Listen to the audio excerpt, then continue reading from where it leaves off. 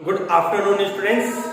आज हमारे पास lesson number 3 class 11 जिसमें हमारा टॉपिक चल रहा था न्यूमेरिकल क्वेश्चंस। स्टूडेंट्स, इस न्यूमेरिकल क्वेश्चन का हमने पार्ट नंबर 1 जिसमें आपको क्वेश्चन नंबर 1 से 9 तक हमने आपको अपनी इस वीडियो के द्वारा आपको समझा दिया था। अब हमारे पास है पार्ट नंबर 2 जिसमें हमारे पास आगे नेक्स्ट क्वेश्चनों को हम कंटिन्यू करेंगे।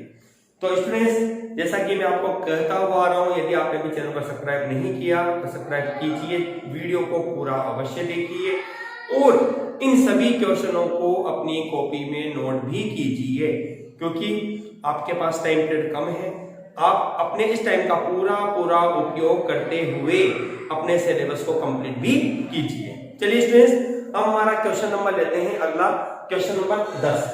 क्वेश्चन नंबर 10 आपको क्या कहता है? ये लेसन नंबर 3 का क्वेश्चन नंबर 10 आपके पास है। क्या कहता है आपको? यह कि एक खिलाड़ी है जो एक गेंद को ऊर्ध्वाधर ऊपर की ओर फेंकता है। आरंभिक चार्ज जिसकी आपको देता है u बराबर है 29 मीटर प्रति सेकंड। u बराबर आपको बोला गया है 29 मीटर प्रति सेकंड की आरंभिक चाल है आपके पास, ठीक है ना। तो पहला सवाल आपके पास बनता है स्टूडेंट्स, इसमें कुछ क्वेश्चन बोले गए हैं जिनका जवाब आपको देना है।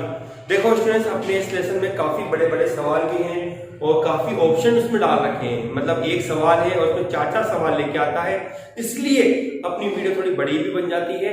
और मैं हालांकि पूरी कोशिश करता हूं कि इनको शॉर्ट से शॉर्ट मेथड से बताएं, ठीक है ना। थोड़ा स्पीड बनाने के लिए भी मैं थोड़ा जल्दी लेता हूं इस चीज को, ताकि आप लोग इसको कंटिन्यू अपने एक लिमिटेड टाइम के रूप में आप इसको जल्दी से देख सकें, ठीक है स्टूडेंट। फिर भी यदि कोई डाउट आपके पास है तो आप कमेंट बॉक्स में लिखकर उसको डाल सकते हैं। ओके, चलिए हमारे पास इस लेसन मतलब इस क्वेश्चन नंबर 10 का पहला सवाल है, गेंद की ऊपर की ओर गति के दौरान त्वरण की दिशा क्या होगी। आपको ये बताना है जब गेंद को आपने ऊपर की ओर फेंका तो ऐसी अवस्था में यह गेंद ऊपर की ओर जो गतिमान है तो इसकी वेग क्या होगा। ऊपर की ओर गतिमान होती हुई गेंद का ऊपर की ओर गतिमान होती हुई गेंद का त्वरण की दिशा क्या होगी, ये आपके पास है, ठीक है ना। त्वरण की गति की दिशा आपको बतानी है। अब स्टूडेंट्स थोड़ा प्रैक्टिकली सोचते हैं अपन। आपने गेंद को ऊपर की ओर फेंका, ये गेंद ऊपर की ओर जा रही है, ठीक है ना। जब गेंद अधिकतम ऊंचाई पर पहुंचेगी, ये गेंद है, तो अंडरस्टूड स्टूडेंट्स, अधिकतम ऊंचाई पर इसका वेग 0 होगा, अंतिम वेग का मान 0 होगा, ठीक है ना। ये गेंद क्या होगी, वापिस से रिटर्न करेगी और नीचे की ओर आएगी। जब ये गेंद ऊपर की ओर फेंकी जा रही है तो इसके धीरे धीरे इसका वेग कम हो रहा है। अब वेग कम होने वाला कौन है, मतलब आप इसको नीचे की ओर खींचते हो, तो ऐसी अवस्था में इस पर जो बल क्रियाशील हो रहा है वो है गुरुत्वीय बल, दैट मींस गुरुत्वीय त्वरण, जिसकी दिशा ऊर्ध्वाधर नीचे की ओर होगी। तो आपके पास इस पहले सवाल का आंसर बनेगा जिसमें आपसे पूछा गया है कि त्वरण की दिशा क्या होगी। ऊर्ध्वाधर आपका आंसर बनेगा, ऊर्ध्वाधर नीचे की ओर, ऊर्ध्वाधर नीचे की ओर। और वो बल कौन सा होगा, त्वरण कौन सा होगा, जी बराबर कितना, 9.8 मीटर प्रति सेकंड स्क्वायर। आपको यदि नीड है तो आप सुविधा के लिए इसको 10 मीटर प्रति सेकंड स्क्वायर भी कह सकते हैं, ले सकते हैं। चलिए अगले सवाल के रूप में आपके पास है कि इसकी अधिकतम ऊंचाई के अधिकतम उच्चतम बिंदु पर स्थान व समय x बराबर 0 और t बराबर 0 चुनिए, ठीक है साहब। अधिकतम ऊंचाई पर, ये क्वेश्चन नंबर 2 है इसका, क्वेश्चन नंबर 2। अधिकतम ऊंचाई मान लीजिए ये अधिकतम ऊंचाई है, जहां पर आपने कहा x बराबर 0 और t बराबर 0 है, ठीक है। चलिए आगे कहता है ऊर्ध्वाधर नीचे की ओर दिशा x की धनात्मक दिशा मानिए। ये नीचे की जो दिशा है इसको आप x दिशा लेंगे, जैसा कि सवाल बोल रहा है, हम उसके अकॉर्डिंग चलते हैं, ठीक है। ये दिशा स्टूडेंट्स अपने पास ले रहा है पॉजिटिव अक्ष के रूप में, प्लस x डायरेक्शन है आपके पास नीचे की ओर, ठीक है। तो गेंद के ऊपर और नीचे की गति के दौरान आपको 3 चीजें बतानी है, स्थिति, वेग और त्वरण। स्थिति, वेग और त्वरण, 3 चीजें आपको यहां पर बतानी है। तो देखिए स्टूडेंट्स, पहले तो अपने पास दो चीजें हैं यहाँ पे क्वेश्चन नंबर 2 में, सेपरेट कर देता हूं मैं इसको अलग से, थोड़ा बड़ा सवाल हो गया ये अपना। क्वेश्चन नंबर 2 में आपको बोल रहा है ऊपर और नीचे की ओर। तो सबसे पहले तो अपन बात करते हैं ऊपर की ओर। ऊपर की ओर मतलब जब आपने वस्तु को ऊपर की ओर फेंका तो ऐसी स्थिति में स्थिति आपको वेग और आपको त्वरण, ये तीन चीजें निकालनी है आपको। तो देखो स्टूडेंट्स, क्योंकि जब आप वस्तु को ऊपर फेंक रहे हो तो वस्तु को आपने यहां से फेंकना स्टार्ट किया, ऊपर की ओर जा रही है, तो वस्तु क्या है, वस्तु के द्वारा तय की गई दूरी की लंबाई बढ़ती चली जा रही है, अर्थात उसकी स्थिति बढ़ रही है। तो हम ये कहेंगे यहां आपके पास x का जो मान है ना वो 0 से बड़ा है, अतः आपके पास क्या होगा, x जो है वो क्या बनेगा, पॉजिटिव होगा। ठीक है, चलिए वेग पर आ जाइए आप। जैसा अभी अपन ने कहा यहां चित्र में, जब आपने वस्तु को ऊपर की ओर फेंका तो धीरे धीरे उसका वेग क्या हो रहा है, कम हो रहा है। तो इसका अर्थ क्या हुआ कि यहां आपके पास v जो है लेस देन 0 मतलब कि कम हो रहा है, तो हमने कहा यहां v का जो मान बनेगा वो नेगेटिव होगा। तो ऑब्वियसली त्वरण भी क्या होगा, त्वरण भी आपके पास नेगेटिव के रूप में a लेस देन टू 0 मतलब कि त्वरण भी आपके पास कैसा होगा, नेगेटिव रूप में आपको प्राप्त होगा। ठीक है ना स्टूडेंट्स, त्वरण भी आपके पास क्या बनेगा, नेगेटिव। सॉरी, एक चीज ध्यान रखो, a तो नेगेटिव है, लेकिन आपके पास यदि g की बात करता है ना, ये g आपके पास यहां पर पॉजिटिव रूप लेगा। गुरुत्वीय त्वरण का जो मान है वह आपके पास नेगेटिव होगा। ठीक है, बल्कि इसको आप हटाई दीजिए, यहाँ g की बात करना चाहता है ये आपसे बुक में, क्योंकि ये एक का कहीं जिक्र नहीं कर रहा आपसे, है ना, आपसे बात कर रहा है गुरुत्वीय त्वरण की। तो गुरुत्वीय त्वरण की दिशा जैसा अभी अपन ने कहा नीचे की ओर है और नीचे के अक्ष को आपने पॉजिटिव मान रखा है, तो ऐसी परिस्थिति में आपके पास गुरुत्वीय त्वरण सदैव पॉजिटिव रूप में बनेगा। अब बात करते हैं नीचे की ओर, मतलब जब वस्तु नीचे की ओर आ रही है तो ऐसी परिस्थिति में क्या होगा, वही तीन चीजें आपको निकालनी है। अब वापिस से कंडीशन क्या हो गई, स्थिति पहली घटना, आपने जब वस्तु को रिटर्न करवाया, ये नीचे की ओर गिराया, तो क्या होगा, वस्तु नीचे आ रही है, x0 ये नीचे जैसे आ रहे हो पॉजिटिव अक्ष, तो यहां पर भी दोबारा से आपके पास x की जो वैल्यू है ना वो पॉजिटिव होती है, x आपको बनता है कैसा, पॉजिटिव। मतलब जब आप वस्तु को ऊपर फेंक रहे हो तो भी पॉजिटिव, नीचे फेंकते हो तो भी पॉजिटिव स्थिति हो गई। चलिए अब अपन बात करते हैं वेग की, वेग क्या बनेगा। अब देखिए यहां वेग के बारे में आप कथन निकालेंगे कि वेग का क्या परिमाण होगा। अब धीरे धीरे जब वस्तु नीचे की ओर आ रही है पॉजिटिव डायरेक्शन में, तो वेग आपके पास क्या होगा, बढ़ेगा, अतः v आपके पास बनेगा कैसा, पॉजिटिव होगा। वेग आपको कैसा मिलेगा, यह पॉजिटिव रूप में लेगा। ठीक है ना स्टूडेंट्स, वेग का मान आपके पास क्या रहेगा, यह पॉजिटिव रूप लेगा। अब अपन बात करते हैं त्वरण की। तो ऑब्वियसली यदि वेग आपके पास धनात्मक है तो अब यहां पर त्वरण काम कर रहा है किसका, वस्तु का। यहां काम कर रहा था किसका, गुरुत्वीय का, गुरुत्वीय त्वरण का। तो यहां वस्तु का जो त्वरण है a, यहां पर a का जो मान होगा वो 0 से बड़ा होगा, अतः आपके पास a की जो वैल्यू बनेगी वो कैसी होगी, पॉजिटिव। इस तरह से ये तो ऊपर की स्थिति के लिए और यह आपके पास है नीचे की स्थिति के लिए। दोबारा से सुन लीजिए, समझ लीजिए। देखो स्टूडेंट्स, सीधी सी बात है कि एक वस्तु को जब आपने ऊपर फेंका, तो जब आपने यहां से ऊपर फेंका तो प्रारंभ में धीरे धीरे दूरी बढ़ रही है, इस वजह से x पॉजिटिव। यदि ऊपर से नीचे गिराते हो तो भी दूरी बढ़ रही है, इसलिए x ऊपर गिरे या नीचे आए, दोनों स्थितियों में आपको पॉजिटिव रूप लेगा। वेग की बात करते हैं तो अपन देखते हैं कि जैसे जैसे वस्तु ऊपर जाती है उसका वेग कम होगा, अधिकतम ऊंचाई पर जाकर वेग 0 हो जाएगा और फिर नीचे की ओर गिरेगा, वेग बढ़ता हुआ। मतलब कि ऊपर यहां अधिकतम है, घट रहा है, अधिकतम पर पहुंचा 0, दोबारा नीचे गिर रहा है, बढ़ता हुआ। तो जब ऊपर की ओर जा रहा है तो वेग 0 और नीचे की ओर आता है तो वेग पॉजिटिव, क्योंकि वेग बढ़ रहा है, वस्तु के भार में वृद्धि प्रतीत होती है जब नीचे की ओर आती है। त्वरण, चूंकि त्वरण ऊपर की ओर वस्तु जाती हुई गति का विरोध करता है, जो कि एक गुरुत्वीय त्वरण के रूप में होता है। ठीक है ना। तो ऐसी स्थिति में गुरुत्वीय त्वरण आपके पास नीचे की ओर क्रियाशील है, ऊर्ध्वाधर नीचे की ओर, और नीचे की अक्ष को आपने पॉजिटिव बोला है, इसलिए गुरुत्वीय त्वरण की वैल्यू कितनी होगी, पॉजिटिव। ठीक है। अब देखिए यहाँ पर त्वरण, लेकिन ये ना विरोध में रूप में काम कर रहा है, विरोधात्मक है, वस्तु ऊपर की ओर जाती हुई गति का विरोध कर रहा है। देखो इस तरह से, जैसे ये वस्तु है ना, ऊपर आपने फीका, तो ये तो वस्तु का त्वरण और बल, लगने वाला बल, और ये आपके पास बनता है mg के रूप में। ठीक है ना। आपके पास ma का मान यहां बड़ा है अभी, तभी तो ये वस्तु ऊपर जा रही है, वरना तो आपके पास यदि ये बल काम नहीं करता ना, तो ये वस्तु अनंत की ओर चल जाती। कहां चल जाती? अनंत पर। आप इस वस्तु के इस बल के कारण ही इस वस्तु के वेग को धीरे धीरे कम कर पा रहे हैं, अन्यथा ये वस्तु का वेग कम नहीं होता।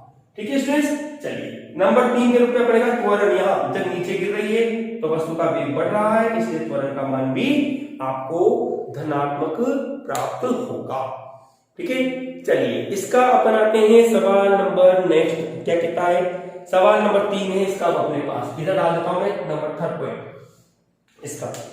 ये कहता है कि ज्ञात कीजिए कि किस ऊंचाई पर गेंद ऊपर जाती है और कितनी देर के बाद गेंद खिलाड़ी के हाथ में आती है। किस ऊंचाई तक गेंद ऊपर जाती है? ठीक है, ऊपर जाती हुई गेंद और नीचे आती हुई गेंद का आपको समय भी निकालना है ऐसी स्थिति में। ठीक है ना। आपको किस ऊंचाई तक गेंद ऊपर जाती है, ऊंचाई आपको निकालनी है। ठीक है ना। और कितनी देर के बाद गेंद खिलाड़ी के हाथ में आएगी, मतलब ऊपर जाने के बाद, नीचे आने के बाद, जब खिलाड़ी गेंद में कैच करेगा, हाथों में कैच करेगा, तो उस समय को आपको बताना है। चलिए तो अपन ये कहते हैं यहाँ पे कि यहां अपने पास अधिकतम ऊंचाई पर v बराबर तो 0 होगा, u बराबर अपने पास है 29 मीटर प्रति सेकंड। ठीक है ना। तो अपन जानते हैं v स्क्वायर बराबर होगा u स्क्वायर माइनस 2। मैंने माइनस चिन्ह क्यों लिया स्टूडेंट्स? माइनस चिन्ह लेने का रीजन यह है अपने पास, क्योंकि वस्तु की गति की जो दिशा है गुरुत्वीय बल के प्रभाव में है, इसलिए g और s के रूप में। अब वैल्यू रख दीजिए आप, अधिकतम ऊंचाई पर 0, u का मान हो गया 29 का स्क्वायर माइनस 2, g मैं सुविधा के लिए ले लेता हूं 10 और इंटू s। ठीक है, आप इसको लिख सकते हैं 29 इंटू 29 बराबर 2 इंटू 10 और इंटू s। तो s बराबर आपके पास मतलब कि दूरी 29 इंटू 29 बटे 20। ठीक है ना। तो s बराबर दूरी आपके पास कितनी होगी? 29 को 29 से मल्टीप्लाई करिए और आप इसको डिवाइड कीजिए, लगभग आपके पास आता है 43 मीटर के रूप में। लगभग लिखा है स्टूडेंट्स मैंने, अप्रोक्सीमेट वैल्यू है ये 42-43 के आसपास आएगी आपके पास। आप इसको कैलकुलेशन करके सॉल्व कर लेना, लगभग आइडिया के रूप में मैंने इसको लिख दिया है। अब पूछता है समय क्या होगा, तो सीधी सी बात है, हम जानते हैं क्योंकि समय बराबर होता है, समय बराबर दूरी बटे 4। ठीक है ना स्टूडेंट, दूरी बटे 4। तो दूरी और आपके पास बनती है 4 के रूप में, दूरी कितनी हुई 43, 4 आपके पास बनती है वेग v से 29 मीटर प्रति सेकंड। आप इसको न्यूटन की गति के प्रथम नियम से भी स्टूडेंट आसानी से सोल्व कर सकते हैं। देखो कैसे, उससे ज्यादा आसान होगा आपके पास, v बराबर u minus G T. v 0 है, u 29 है, माइनस g का मान अपने 10 माना t, तो आपके पास बनेगा 29 बराबर 10 t। तो t बराबर हो गया 29 बटे 10 मतलब कि 2.9 सेकेंड। ये तो इसमें ऊपर जाने में समय लगा। अब दोबारा गेंद ये तो ऊपर जा रही है, फिर दोबारा नीचे भी तो आएगी गेंद, तो जिस तरह से ऊपर जाने में 2.9 का समय लगा, नीचे आने में भी क्या होगा 2.9 का समय लगेगा। इसलिए हमने कहा कुल समय, जिसको अपन ने बोल दिया कैपिटल T बराबर होगा 2.9 प्लस 2.9 बराबर, आप इसको ऐड करते हो 18 के 8 80 के 4 और 1 5.8 सेकेंड। ये आपका बनता है आंसर। ठीक है स्टूडेंट्स, इस तरह से क्वेश्चन नंबर 10 आपका कंप्लीट होता है। इसका जल्दी से स्क्रीनशॉट लीजिए और अपनी कॉपी में इसको जल्दी से नोट करिए। चलिए स्टूडेंट्स, अब अपन लेते हैं अपने अगले सवाल, क्वेश्चन नंबर 11। क्वेश्चन नंबर 11 आपको क्या कहता है सुनिएगा क्वेश्चन नंबर 11 में भी आपको कुछ इसी तरह से ये सवाल आपको बोलता है। क्वेश्चन नंबर 11 अपन इसको आगे को कंटिन्यू करेंगे। मैं इसको बोर्ड को इरेज कर देता हूं।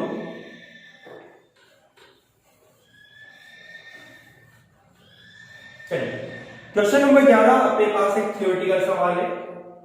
क्या कहना चाहता है आपको, आप जनरल सुनिएगा, समझिएगा, क्योंकि ये सवाल आप अपने फेयर कॉपी में आप अपने लैंग्वेज के अकॉर्डिंग इसको सेट कर सकते हैं। पहला सवाल है आपके पास कि नीचे दिए गए कथन को ध्यान से पढ़ो और उनका कारण बताते हुए, और सके तो उदाहरण भी आप दे सकते हैं, और सत्य और असत्य गति करते हुए, असत्य और असत्य बताना है एक वी में गति में किसी कण की। आपको कंडीशन दे रखी है इसने, एक वी में गति कण करता है, ठीक है ना, एक वी में गति कण करता है।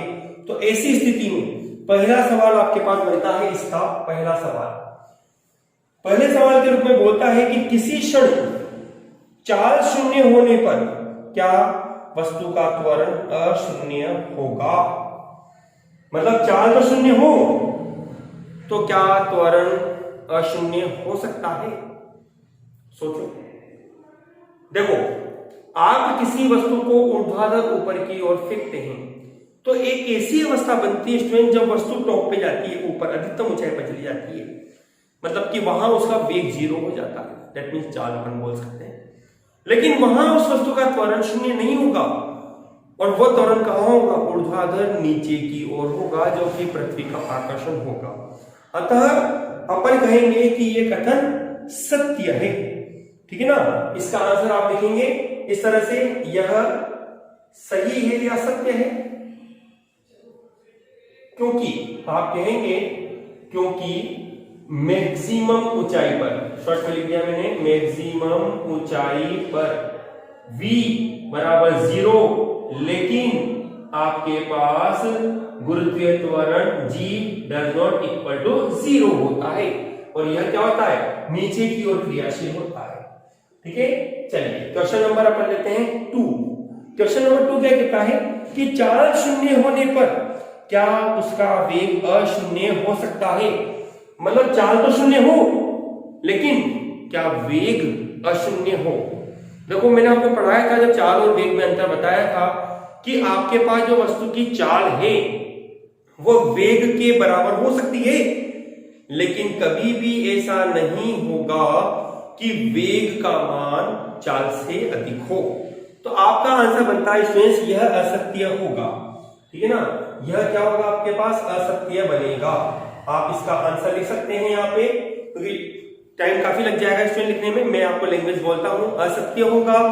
आप इसमें आंसर में लिख सकते हैं क्योंकि चाल का जो परिमाण होगा वो वेग के बराबर या हमेशा वेग से अधिक होता है, वेग के बराबर या वेग से अधिक होता है। चलिए अपन आते हैं सवाल नंबर 3। सवाल नंबर 3 में यह आपको क्या कहता है, सवाल नंबर 3 में कहता है चाल स्थिर है तो त्वरण अवश्य ही शून्य होना चाहिए।